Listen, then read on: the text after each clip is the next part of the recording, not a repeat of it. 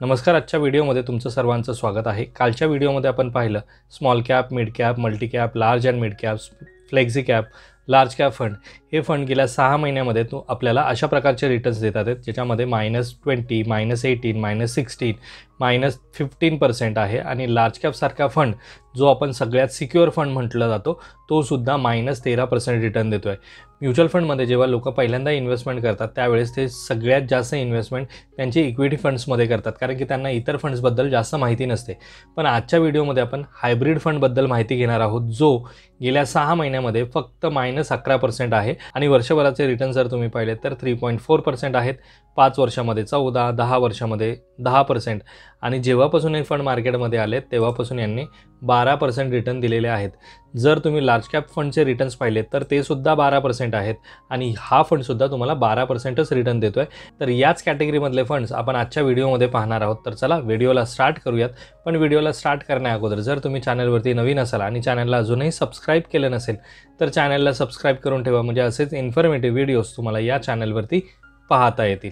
सर्वात अगोदर कालच्या व्हिडिओमध्ये आपण पाहिलं की सगळे जे लार्ज कॅप फंड आहेत, ज्याच्यामध्ये लोकांचे सगळ्यात जास्त इन्व्हेस्टमेंट आहेत, ते फंड गेल्या 6 महिन्यामध्ये -11, -12 एवढे पर्सेंट आहेत. आणि कॅटेगरी ॲव्हरेज पाहिलं तुम्ही तर 13% मायनस आहेत large cap fund. Large and mid cap कॅटेगरीमधले फंड -16%च्या आसपास आहेत. आणि ज्यामध्ये सगळ्यात जास्त इन्व्हेस्टमेंट आहे लोकांची, तो मिरे asset large and mid cap fund -17% आहे. त्यानंतर मिड कॅप कॅटेगरीमध्ये HDFCचा मिड कॅप अपॉर्च्युनिटी फंड, ज्यामध्ये 77,900 करोड रुपयाची लोकांची इन्व्हेस्टमेंट आहे, तो फंडसुद्धा -13% आहे. त्यानंतर स्मॉल कॅप कॅटेगरीचे फंड, ज्यामध्ये Nippon India small cap fund, ज्यामध्ये 57,000 करोड रुपये लोकांची इन्व्हेस्टमेंट आहे, तो फंड -22% आहे. आणि याच कॅटेगरीमधले फंड -20% रिटर्न देत आहेत. मल्टी कॅटेगरीमधले जे फंड आहेत, मल्टी कॅप कॅटेगरीमधले जे फंड आहेत ते -16% आहेत. आणि फ्लेक्सी कॅप कॅटेगरीमधले जे फंड आहेत ते -15% आहेत. म्हणजे ऑलमोस्ट सगळ्या कॅटेगरीमधले जे फंड आहेत ते -13, 14, 15, 18, 20% मायनस आहेत. हे आहेत हायब्रिड कॅटेगरीमधले फंड्स, ज्यामध्ये सगळ्यात जास्त इन्व्हेस्टमेंट असलेले फंड्स मी इथे घेतलेले आहेत. आणि यामध्ये सगळ्यात जास्त इन्व्हेस्टमेंट असलेला SBIचा इक्विटी हायब्रिड फंड, ज्याच्यामध्ये 71,000 करोड रुपयाची लोकांची इन्व्हेस्टमेंट आहे. आणि हा फंड -5.66% आहे गेल्या 6 महिन्यामध्ये. आणि वर्षभराचे रिटर्न जर तुम्ही पाहिले तर 8% आहेत. आणि ओव्हरऑल रिटर्न जर तुम्ही पाहिले तर 13% आहे. म्हणजे ज्या फंडला आपण एकदम सिक्युअर फंड म्हणतो, लार्ज कॅप फंड, त्यामध्ये तुम्हाला 12% रिटर्न मिळतात. पण हा फंड ज्यामध्ये तुम्हाला 13.79% रिटर्न मिळतात. आणि ह्या फंडची खासियत म्हणजे काय, तर हा फंड इक्विटी प्लस डेप्थ अशा दोघांमध्ये इन्व्हेस्टमेंट करतो. त्यामुळे आपली जी इन्व्हेस्टमेंट आहे ती जास्त रिस्कमध्ये नसते, कमी रिस्क असते. म्हणजे जर इक्विटीमध्ये तुमची 65% इन्व्हेस्टमेंट आहे तर 35% इन्व्हेस्टमेंट ही डेप्थमध्ये केली जाते. म्हणून याला हायब्रिड फंड असं म्हटलं जातं. आणि हा जो आहे SBIचा इक्विटी फंड, या फंडचा जर तुम्ही पोर्टफोलिओ पाहिला, SBI इक्विटी हायब्रिड फंड, आणि या फंडचा जर तुम्ही पोर्टफोलिओ पाहिला तर यामध्ये तुम्हाला 71% इन्व्हेस्टमेंट ही त्यांची इक्विटी होल्डिंग्समध्ये पाहता येईल. आणि नंतरची जी इन्व्हेस्टमेंट आहे, convertible debenture, commercial paper, certificates of deposit, non convertible debentures, अशा प्रकारचे जे कॉर्पोरेट बॉन्ड्स असतात किंवा कॉर्पोरेट पेपर्स असतात किंवा डिबेंचर्स असतात, त्यामध्ये त्यांची इन्व्हेस्टमेंट आहे टोटल 10.74%. म्हणजे 10% इन्व्हेस्टमेंट ही कॉर्पोरेट बॉन्ड्समध्ये किंवा कॉर्पोरेट सर्टिफिकेट्समध्ये आहे. आणि उरलेली जी 20% इन्व्हेस्टमेंट आहे त्यापैकी 10% इन्व्हेस्टमेंट ही गव्हर्नमेंट सिक्युरिटीजमध्ये आहे. म्हणजेच गव्हर्नमेंट बॉन्ड्समध्ये त्यांची 9.56% इन्व्हेस्टमेंट आहे.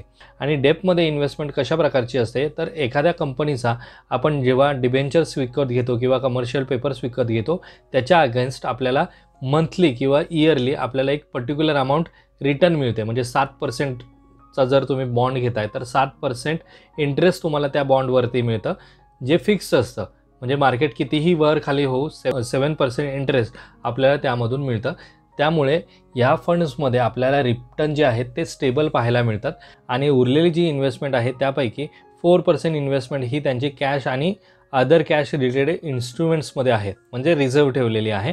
आणि उरलेले जे पैसे आहेत ते पहा, इथे real estate investment trust, infrastructure investment trust, या टाईपच्या अदर छोट्या छोट्या इन्स्ट्रुमेंट्समध्ये त्यांची इन्व्हेस्टमेंट आहे.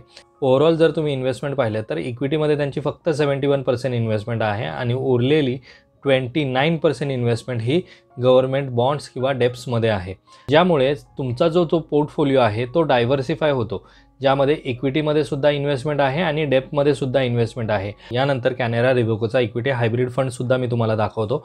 यामध्ये सुद्धा तुम्ही जर खाली स्क्रोल करत गेलात, हे त्यांच्या आपण ऑफिशियल वेबसाईटवरती येऊन पाहतोय डेटा, ज्यामध्ये इक्विटीमध्ये त्यांची 69% इन्व्हेस्टमेंट आहे। म्हणजे जर तुम्ही ह्या फंडमध्ये 100 रुपयाची इन्व्हेस्टमेंट करताय तर त्यापैकी जवळपास 70 रुपये हे इक्विटीमध्ये लावले जातात, डेप्ट इन्स्ट्रुमेंटमध्ये 15 रुपये इन्व्हेस्ट केले जातात, गव्हर्नमेंट बॉन्ड्समध्ये 10 रुपये इन्व्हेस्ट केले जातात, अदर इन्स्ट्रुमेंट्समध्ये जवळपास 5 रुपये लावले जातात। तर अशा प्रकारे तुमचे 100 रुपये डिवाइड केले जातात। इक्विटी म्युच्युअल फंड्समध्ये काय केलं जातं तर सगळीच्या सगळी इन्व्हेस्टमेंट म्हणजे 93% किंवा 96% इन्व्हेस्टमेंट ही इक्विटीमध्येच असते, डेप्टमध्ये इन्व्हेस्टमेंट अजिबात केली जात नाही आणि उरलेले जे पैसे असतात ना ते कॅशमध्ये रिझर्व्ह ठेवले जातात। म्हणजे जर 96% इक्विटीमध्ये असेल तर 4% हे त्यांच्या कॅश इन हँडमध्ये असतात, चांगले स्टॉक विकत घेता यावेत त्यासाठी त्यांनी ते पैसे ठेवलेले असतात। पण इथे तसं नाही आहे, इथे 70% इन्व्हेस्टमेंट इक्विटीमध्ये असते आणि उरलेली इन्व्हेस्टमेंट डेप्टमध्ये असते। त्यामुळे याच्यामध्ये आणि यांचा रेशोसुद्धा जर पहा तुम्ही, मिनिमम इन्व्हेस्टमेंट जी आहे ती 65% ही त्यांना इक्विटीमध्ये ठेवावी लागते आणि उरलेली जे 35% इन्व्हेस्टमेंट आहे किंवा 20% इन्व्हेस्टमेंट जी आहे ती त्यांना गव्हर्नमेंट बॉन्ड्समध्ये ठेवावी लागते। त्यामुळे तुमची इन्व्हेस्टमेंट ही इक्विटी ओरिएंटेड हायब्रिड फंड्समध्ये असायला हवी। जर तुम्ही 5,000ची SIP सुरू करताय त्यापैकी 3,000ची SIP ही तुमची इक्विटी ओरिएंटेड फंड्समध्ये असायला हवी आणि 2,000ची SIP तुमची इक्विटी ओरिएंटेड हायब्रिड फंड्समध्ये असायला हवी, ज्यामध्ये डेप्टमध्ये पण इन्व्हेस्टमेंट असते आणि इक्विटीमध्ये सुद्धा इन्व्हेस्टमेंट असते आणि बऱ्याच लोकांनी या टाईपच्या फंड्समध्ये इन्व्हेस्टमेंट केलेली आहे। त्यामुळे इथे तुम्हाला जो फंड साईज आहे ती एवढी पाहायला मिळते, 71,000 करोड रुपये, म्हणजे खूप जास्त इन्व्हेस्टमेंट या टाईपच्या फंड्समध्ये लोकांनी केलेली आहे।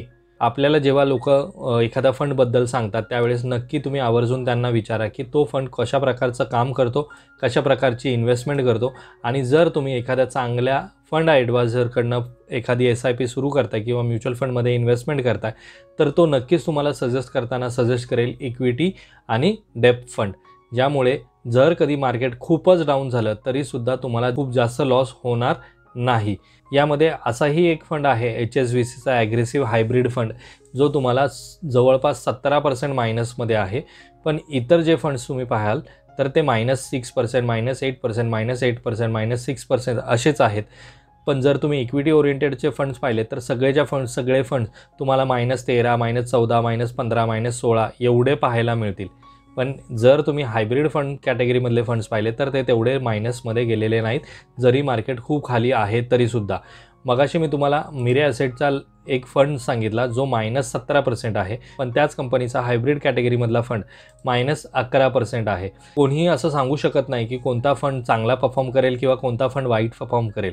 आपल्याला काय करायचं आहे की एखाद्या फंडमध्ये जर आपण SIP सुरू करतोय किंवा इन्व्हेस्टमेंट करतोय तर ती लाँग टर्म ठेवणे गरजेचं आहे। जर ती तुम्ही लाँग टर्म इन्व्हेस्टमेंट ठेवली नाही तर तुम्हाला तेवढे चांगले रिटर्न्स मिळणार नाहीत। आणि जेव्हा केव्हा तुम्ही एखाद्या फंडमध्ये SIP सुरू करता त्यावेळेस तुम्ही कंटिन्यू मार्केटच्या टचमध्ये राहू नका। एकदा तुम्ही तुमची SIP सुरू केली, संपलं काम।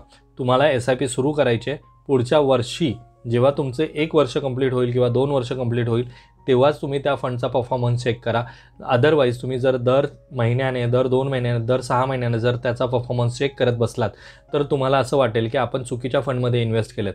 पण कोणत्याही फंडमधून जर तुम्हाला चांगले रिटर्न्स हवे असतील तर त्या फंडमध्ये तुम्हाला जास्त वेळ टिकणं खूप महत्त्वाचं आहे, तरच तो फंड तुम्हाला तशा प्रकारचे रिटर्न्स प्रोव्हाइड करेल। अदरवाईज तुम्हाला तेवढे चांगले रिटर्न्स मिळणार नाहीत।